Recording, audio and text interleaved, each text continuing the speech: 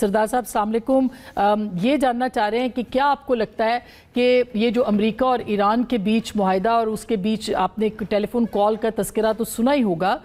لبنان کا ایک نیا محاذ, نیا تو نہیں ہے, پرانا ہی ہے, وہ کھل چکا ہے. کتنا اثر و رسوخ ہے پریزیڈنٹ ٹرمپ کا نیتن یاہو پہ سر؟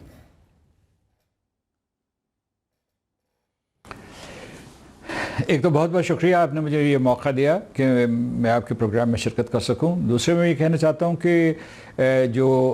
ایران اور امریکہ کے مذاکرات ہیں وہ اس وقت نازک ترین مرحلے میں داخل ہو چکے ہیں, اور اس کے جو یہ مطلب یہ ہے کہ اگر یہ جو ابھی رکھنا آیا درمیان میں, اگر یہ نہ آتا تو ہو سکتا تھا کہ ان کے درمیان جو قانونی موشگافیاں ہیں یا تھوڑی بہت جو رد و بدل مسودے میں ہو رہی ہے اس کے اوپر کوئی اتفاق ہو جاتا. اور یہ کوشش پاکستان کر رہا ہے اور اس فریقین بھی جو ہے ایک دوسرے کے قریب آنے کی کوشش کر رہے ہیں. یہ ایک سلسلہ چل رہا تھا کل تک, اور جو متوازی سطح پہ آپ نے خود جیسے کہ بتایا کہ کس طریقے سے لبنان میں جنگ جاری رہی ہے, وہاں ایک نام نہاد جنگ بندی ہوئی لیکن وہاں عملاً آن دا گراؤنڈ کسی قسم کی کوئی فائر بندی نہیں ہوئی. تو اس وجہ سے یہ صورتحال تھی جس کا ہم سامنا کر رہے تھے. ابھی جو کل کے صدر ٹرمپ اور وزیر اعظم نیتن یاہو کے درمیان گفتگو کے حوالے سے جو خبریں آ رہی ہیں, جو میرا خیال ہے کہ جان بوجھ کر اس کا جو ہے جو پورے کا پورا ماحول گفتگو کا بد کلامی یا اس قسم کی جو اور چیزیں ہوئی ہیں ان کو لیک کیا گیا ہے پریس میں, تو اس سے صورتحال اور زیادہ کچھ کنفیوزنگ ہو گئی ہے. میں اس لیے آپ کو بتاتا ہوں کہ ایک تو صدر ٹرمپ نے 2-3 چیزیں کہی ہیں, وہ مطلب ہے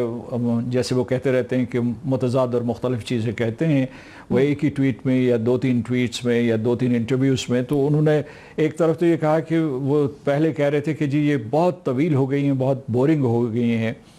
تو میں ان ٹاکس میں کوئی دلچسپی نہیں رکھتا. پھر انہوں نے کہا کہ جی ہم ایک دوسرے کے بہت قریب ہیں, اور تیسرے انہوں نے یہ کہا کہ وزیر اعظم نیتن یاہو جو ہے وہ ان کی بات مان لیں گے اور وہ ہاسٹیلٹیز ختم کر دیں گے. اس میں ایک باریک سا نقطہ ہے, وہ یہ ہے کہ جو صدر ٹرمپ کا دعویٰ تھا وہ یہ تھا کہ بیروت کے شمال میں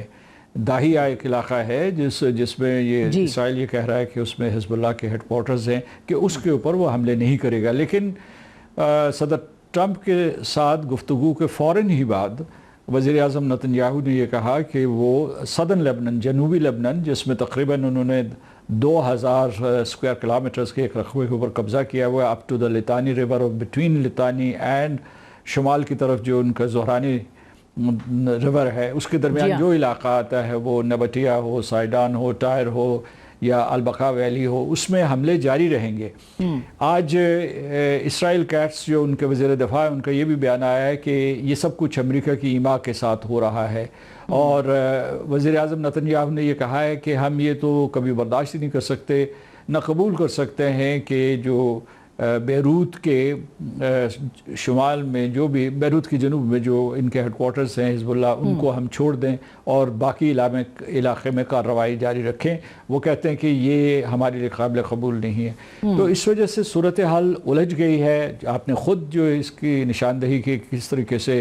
ایران نے شرط اول یہ رکھی تھی کہ یہ جو پوری کی پوری جنگ بندی ہے جامع ہونی چاہیے اور اس میں لبنان کو بھی شامل ہونا چاہیے. تو لیکن پاکستان پر امید ہے, مسلسل کوشش کر رہا ہے. ادھر جو ہے اس کے ساتھ ساتھ جو ہے دونوں ممالک جو ہیں ایران اور یونائیٹڈ اسٹیٹس جو ہے وہ یہ بھی اشارے دے رہے ہیں کہ وہ جنگ کے لیے تیار ہیں. اگر دوبارہ ہاسٹیلٹیز ہوئیں تو وہ اس کے لیے تیار ہیں. یہ میرا خیال ہے کہ مذاکراتی عمل کا ایک حصہ ہوتا ہے جب دو فریقین حالت جنگ میں ہوں. لیکن اس کے ساتھ ساتھ میرا یہ اندازہ ہے اور میرا خیال ہے جی میں یہ کہہ رہا تھا کہ دونوں ممالک جنگ کے لیے تیار نہیں ہیں اور ہر ممکن کوشش کریں گے. آپ نے ابھی صدر ٹرمپ کے ایک بیان کا حوالہ دیا تھا, تو اس میں صرف یہ کہنا چاہتا ہوں کہ وہ اس قسم کے جو بیانات, تعمیری بیانات, مثبت بیانات دیتے ہیں, وہ اپنی ایکویٹی مارکیٹس کو اپنی مینٹین رکھنے کے لیے, یعنی ملک کے اندر منڈیاں جو ہیں, عالمی منڈیاں, ان کو سنبھالنے کے لیے کرتے ہیں, ان کو سنبھالا دیتے ہیں, کیونکہ ان کا ایک ایک لفظ جو ہے اس سے تیل اور گیس کی قیمتوں کے اوپر اور دوسرے جو ہے سپلائی چینز کے اوپر اثر ہوتا ہے. لیکن آپ یہ سمجھتے ہیں کہ جو پریزیڈنٹ ٹرمپ نے کال کیا اس کی اگر اس کو لیک بھی کیا گیا ہے تو اس کا مطلب یہ ہے کہ ایران کو یہ تاثر دیا گیا ہے بہرحال کہ وہ اگر اس مذاکرات کے عمل سے نکلیں گے تو یہ امریکہ کے لیے قابل قبول نہیں ہے. کسی حد تک آپ کو نہیں لگتا کہ امریکہ پہ دباؤ موجود ہے کہ اگر یہ مذاکرات معطل ہو گئے تو نقصان ہوگا، کیونکہ ڈیسپریشن تو ہے کہ کسی جلدی سے جلدی کسی معاہدے تک پہنچا جائے؟ جی بالکل. ایک تو یہ ہے کہ ایرانی جو ہیں وہ خاصے پر اعتماد نظر آ رہے ہیں، اور اس کے بعد انہوں نے آج ہی جو نئے اعداد و شمار ریلیز کیے ہیں جس میں انہوں نے کہا ہے کہ اگرچہ امریکہ نے نہیں بتایا لیکن ان کی بہت ساری بیسز جو ہیں یہ پورے کے پورے اس خطے میں مشرق وسطیٰ میں بالخصوص کچھ 26 کے قریب جو ہیں مشرق وسطیٰ کی جتنی بھی بیسز ہیں امریکہ کی ان کو بہت شدید نقصان پہنچایا، اور اس کے علاوہ وہ بھی کہتے ہیں کہ ان کی 20 ایئرکرافٹ کو ناکارہ کر دیا ہے، اور جو ان کے ڈرونز ہیں پریڈیٹر ڈرونز ہیں وہ MQ-9 ہے یا ہرمیز ہے یا آربٹر ہے، ان سب کو شدید نقصان پہنچایا اور بلینز آف ڈالرز کا نقصان ہوا ہے. یہ بات صحیح ہے کہ امریکہ کو بھی نقصان اٹھانا پڑ رہا ہے، اور خود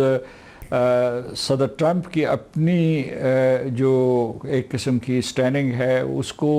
ٹھیس پہنچی ہے، اور اس کے ساتھ ساتھ جو ہے امریکہ کی جو قیادت تھی دنیا میں اس کو ایک بہت بڑا دھچکا لگا ہے، کیونکہ یورپی ممالک ان سے دور ہیں، پھر اسی طریقے سے جنوب مشرقی ایشیا میں یا مشرقی ایشیا میں خاص طور سے جاپان اور south Korea, Australia and Canada وہ دور کھڑے ہیں. تو یہ اس وجہ سے ان کے لیے کاسٹ بڑھتی چلی جا رہی ہیں، اور خود جو ہے ان کے اپنے صارفین امریکہ میں مطمئن نہیں ہیں. پھر جو ان کی میگا ریپبلکن بیس ہے اس میں ایک کوٹری جو ہے ایک چھوٹا سا ایک گروہ ہے جو ہے وہ کہتا ہے کہ جنگ جاری رکھو، ایران کے اوپر حملے کرو، لیکن جو واسٹ ریپبلکن پارٹی کا ایک کنسٹیٹیوئنسی ہے وہ یہ کہہ رہی ہے کہ اس جنگ کو ختم ہونی چاہیے، کیونکہ یہ روز اول سے یا بے مقصد تھی اور اب بے نتیجہ ہوتی چلی جا رہی ہے. اور اسی طریقے سے جو ہے ڈیموکریٹس ہیں یا عام شہری ہیں وہ بھی اس کے خلاف ہے. ادھر ایران جو ہے اگرچہ وہ بہت مطلب بڑے اعتماد کے ساتھ جو اپنے بیانات دے رہا ہے، لیکن اس کی جو معیشت ہے برے طریقے سے تباہ و برباد ہو چکی ہے،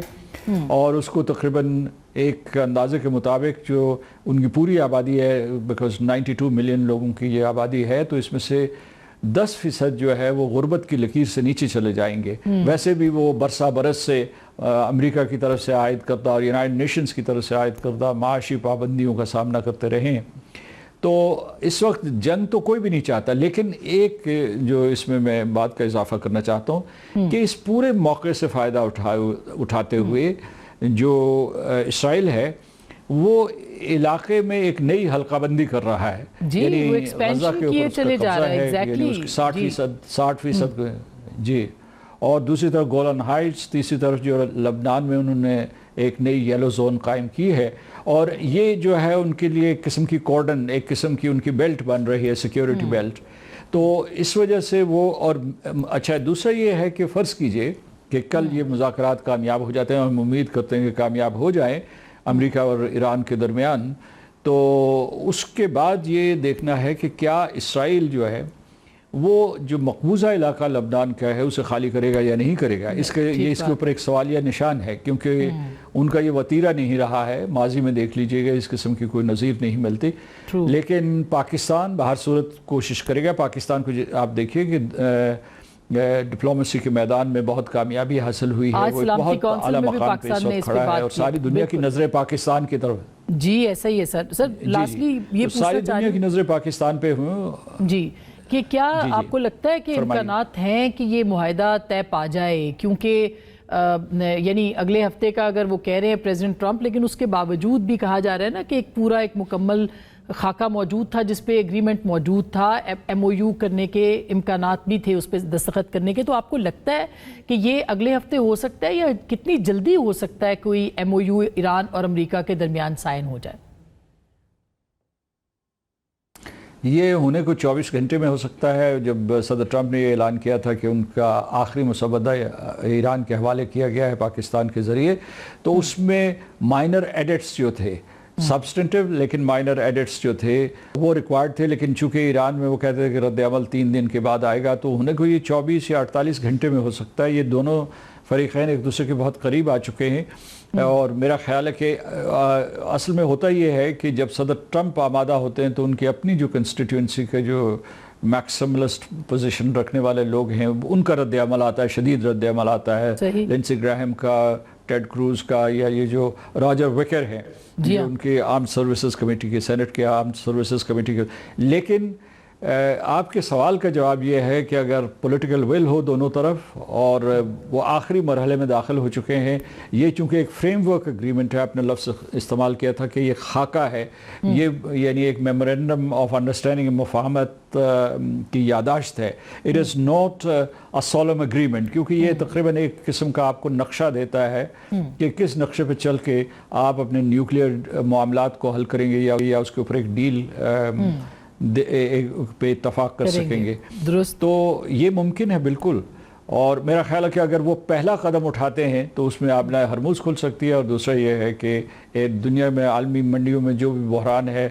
वो ख़त्म हो सकता है। और उसके साथ साथ जो है ये अमेरिका और ईरान जो है न्यूक्लियर डील के बारे में अपने मुज़ाकरात का आगाज़ कर सकते हैं। सर बहुत बहुत शुक्रिया। एक छोटी सी ब्रेक ले रहे हैं, ब्रेक के बाद सलीम झगड़ा साहब हमारे साथ मौजूद हैं, कमर ज़मान कायरा साहब होंगे और इख्तियार वली खान साहब। ब्रेक के बाद मिलते हैं, हमारे साथ रहिएगा।